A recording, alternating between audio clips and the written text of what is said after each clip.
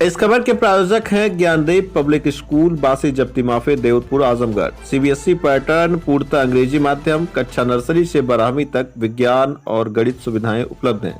स्वच्छ व शांत वातावरण, स्मार्ट क्लासेज, कंप्यूटर शिक्षा, वाहन की सुविधा उपलब्ध है। इसके साथ ही प्रशिक्षित शिक्षकों द्वारा शिक्षण कार्य संपादित होता है। अधिक जानकारी के लिए स्क्रीन पर दिख रहे नंबरों पर संपर्क करें।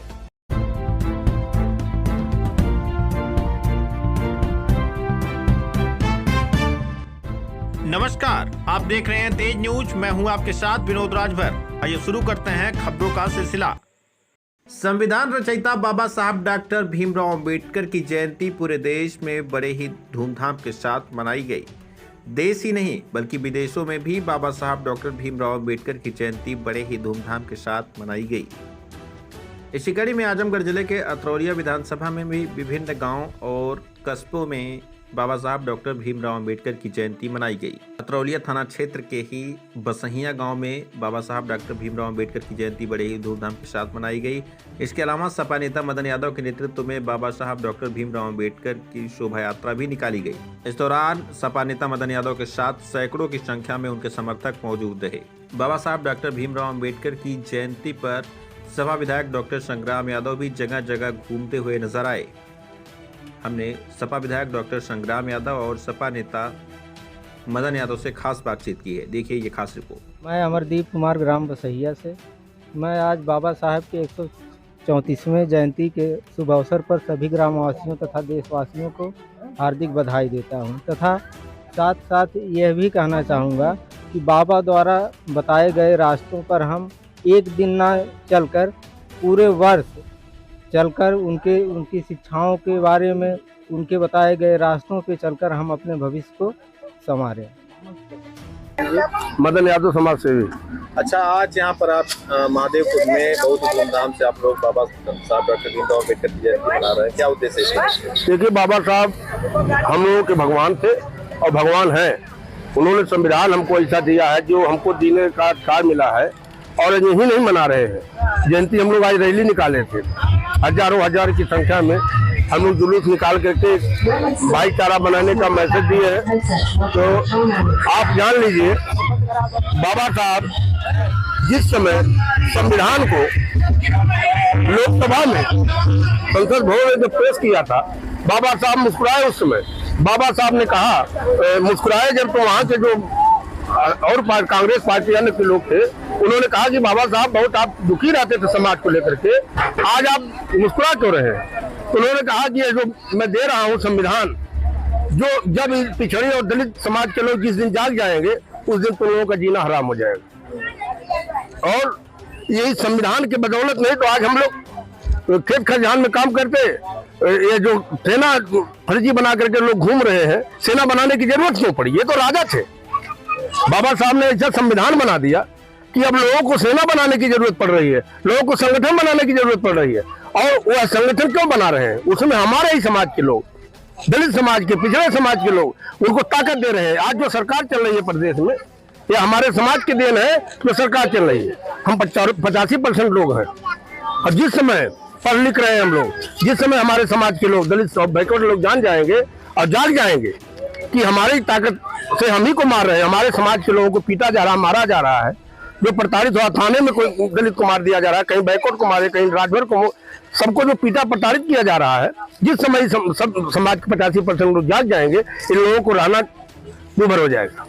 अच्छा, दलित सांसद के ऊपर जिस तरह से करली सेना ने हमला किया, क्योंकि इस समय मुद्दा यही गरमाया हुआ है, तो इस पर आप क्या कहना चाहिए? देखिए, इतिहास में जाने की इनको जरूरत क्यों पड़ी? क्यों इतिहास में जा रहे हैं? दलित सेना के ऊपर जो सांसद, दलित सांसद के ऊपर जो हमला इन्होंने किया है, ये दुर्भाग्यपूर्ण है। इनको नहीं करना, इसलिए कि दलित सांसद कैसे हो गया? ये तो इनकी सारी चीजें थी ना, इन लोगों की सारी चीजें थी, धीरे धीरे करके खसक रही है, छटपटाहट है।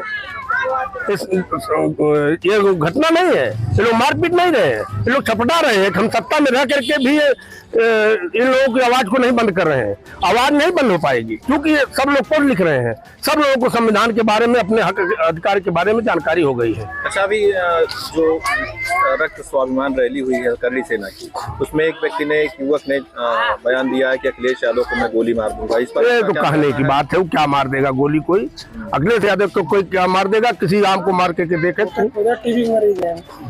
वो बेचारा जो, अच्छा ये बताइए विनोद भाई, पत्रकार महोदय ये बताइए, जो लोग सेना बना रहे हैं वो लोग खुद अपने अंदर झांक के देखे क्या थे पहले, क्या मतलब है सेना से। सेना बनाने की जरूरत, मैं पहले आपको बता दिया, जरूरत क्यों पड़ी। अभी तक कार्रवाई कोई नहीं उन पर हुई है, जिस कार्रवाई नहीं होगी क्योंकि सरकार उसी की है, सरकार जब उन्हीं की है और वही शासक है, वही प्रशासक है, वही मारने वाले, वही पीटने वाले, बचाने वाले तो है नहीं। यही तो है, इतना अत्याचार हुआ हमारे समाज के ऊपर। अत्याचार के बाद हम लोगों को जो बाबा साहब ने जो संविधान दिया, धन्य है बाबा साहब, हमारे भगवान है वो। अभी तो हमारे समाज के लोग नहीं पढ़ रहे हैं, नहीं जाग रहे हैं ना, जिस समय जाग जाएंगे उसमें कोई क्या बाल तो नहीं लौट सकता है, मारने की बात तो दूर की है। अभी लोग जाग नहीं रहे हैं। में आए हैं आज बाबा साहब की जयंती, क्या कहना चाहते हैं? देखो, आज मैं सुबह 9 बजे से चल रहा हूँ और देश और दुनिया में आज बाबा साहब को लोग याद करके, जिन्होंने भारत को एक बेहतर संविधान दिया है, उसके प्रति बाबा साहब को लोग विनम्र नमन भी कर रहे हैं। और उनका जो बताया हुआ रास्ता है कि अगर संविधान संजीवनी है, संविधान हमारी ढाल है और हम पीडीए के लोग 90% लोग मिल करके संविधान की रक्षा भी करेंगे और जो हमारे अधिकारों पे जो लोग कुठाराघात कर रहे हैं उनका मुंहतोड़ जवाब भी देंगे। आज बाबा साहब की 134वीं जयंती के अवसर पर पीडीए परिवार ने संकल्प लिया है कि हम ऐसी तानाशाही हुकूमत को सत्ता से बाहर करेंगे जो हमारे हक अधिकार को लूटने का काम कर रही है। अच्छा, आज बाबा साहब की जयंती है, बाबा साहब एक दलित समुदाय से आते हैं, एक दलित सांसद पर उत्तर प्रदेश में जिस तरह से हमला हुआ उसको लेकर के, करड़ी सेना का जिस तरह से हमला हुआ उसको लेकर के आपका क्या कहना है? पहले तो विनोद जी, आप ये न कहिए कि बाबा साहब दलित नेता थे। बाबा साहब राष्ट्र और दुनिया के नेता थे। जहां जहां हमारी आप सबकी जो हैसियत है वो सिर्फ बाबा साहब के कारण है।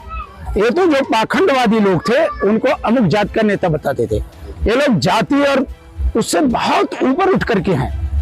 आज यही बात को तो रोना है कि कुछ संगठन ऐसे हैं वो उनको खाद पानी देने का काम कर रहे हैं, जिन्होंने हमको आपको गुलाम बनाया, जिन्होंने हमारे आपके बच्चों को पढ़ने नहीं दिया, हमारी बहन बेटियों पे बुरी नजर रखा।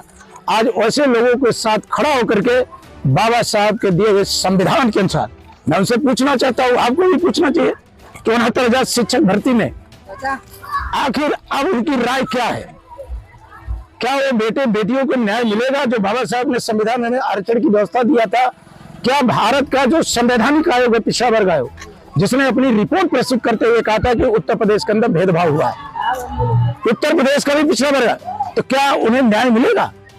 तो आज वो लोग सरकार की चापलूसी में लग करके हमारे आप सबके भविष्य को बर्बाद करने का काम कर रहे हैं। अगर उनके अंदर नैतिक साहस हो, ऐसी कम्युनल पार्टी को जो पिछड़े और दलितों के हकों पे लूटने काम करती हो, उसे सत्ता से बाहर कर देना चाहिए।